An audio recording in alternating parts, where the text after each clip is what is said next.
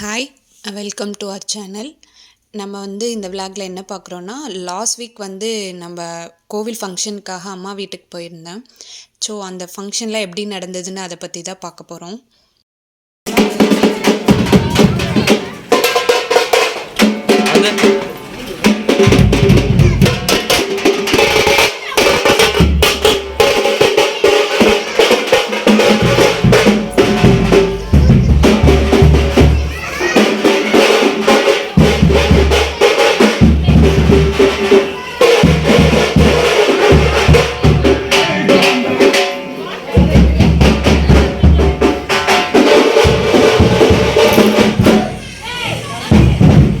வீடியோவில் பார்த்தாலே உங்களுக்கு தெரிஞ்சிருக்கும், ஒரு புத்து மாதிரி இருந்தது. இந்த புத்து மட்டும்தான் ஆக்சுவலாக அந்த இடத்துல இருந்தது.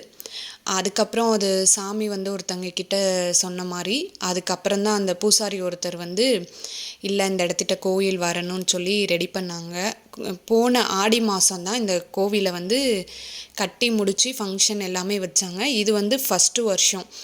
ஸோ நல்லா கிராண்டாகவே கொஞ்சம் பண்ணோம். சரி, பொங்கல் வச்சு சாமி கும்பிடலாம். அம்மா வேண்டுதல் வச்சுருந்தாங்க, கோழி சேவல் அறுக்கிறதா. சரின்னு சொல்லிட்டு காலையிலே பொங்கல் வைக்கலான்னு அடித்து பிடிச்சி அடுப்பை பார்த்து பொங்கல் ஒலை காய வச்சுட்டு அரிசி ஏற்கனவே ஊற வச்சுருந்தோம். ஒலை காஞ்சிருச்சு. சரின்ட்டு அந்த அரிசி கழுவி பொங்கலுக்கு போட்டுடலாம் பானையில் அப்படின்னு சொல்லிட்டு அரிசி எடுத்து போட்டாச்சு.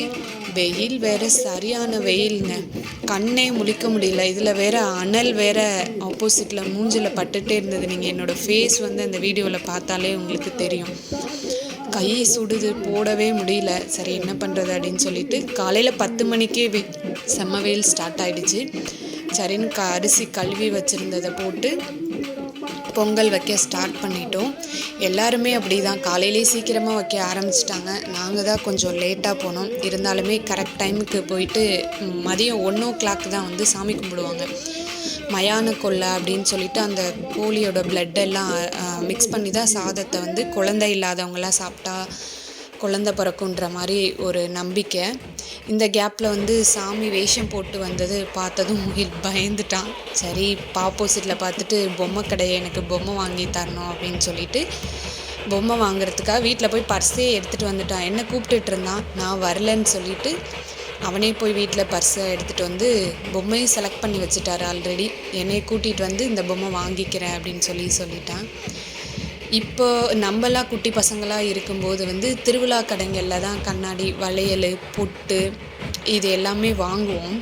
நம்ம என்னதான் ஷாப்பிங் மாலு, ஃபேன்சி ஸ்டோரெல்லாம் இப்போ தானே 90s கிட்ஸுக்கு தெரியும். இந்த மாதிரி பொம்மை கடைகளில் தான் நிறைய டைம் வாங்கி நம்ம யூஸ் பண்ணியிருப்போம். சரின்ட்டு வீட்டுக்கு வந்த உடனே அம்மா லேட் ஆகும் கோயில் அப்படின்னு சொல்லிட்டு காலையிலே 1 கிலோ மட்டன் எடுத்திருந்தாங்க. மட்டன் பிரியாணி, கிரேவி, ரசம் எல்லாம் வச்சு ரெடி பண்ணிட்டேன். ரெடியானதும் எப்போவுமே அம்மா என்ன தான் டேஸ்ட் பார்க்க சொல்லுவாங்க. சரின்னு அவங்க ரெடி பண்ணிகிட்டு இருக்கும்போது நானும் வரவும், சரி கோழி டேஸ்ட் பாரு அப்படின்னாங்க. பார்த்தா சூப்பராக இருந்தது. சரின்னு பிரியாணி பாத்திரத்தில் மாற்றி ஆற வச்சுருந்தோம். பார்த்த உடனே சரி சாப்பிட்லாம், பசி வேறு, காலையில் சரியாக சாப்பிட்றலாம் அப்படின்னு சொல்லிட்டு எடுத்துகிட்டு இருந்தோம். சரி நான் வீடியோ எடுக்கணும்னு போனால் அதுக்குள்ளே பாப்பா போட்டு கிண்ட ஆரம்பிச்சிட்டா. சரின்ட்டு அந்த இதிலே ஷூட் பண்ணிகிட்டு இருந்தோம். அதான் தட்டு எடுத்து போட்டு பசங்களுக்கு ஊட்டிடலாம், என்ன சாமி கும்பிட்றதுக்குள்ளே டைம் ஆகிடும் அப்படின்னு சொல்லிட்டு அவள் தம்பிக்கு ஊட்ட ஆரம்பிச்சிட்டா. நானும் பிளேட்டில் போட்டு சாப்பிட ஆரம்பிச்சிட்டோம்.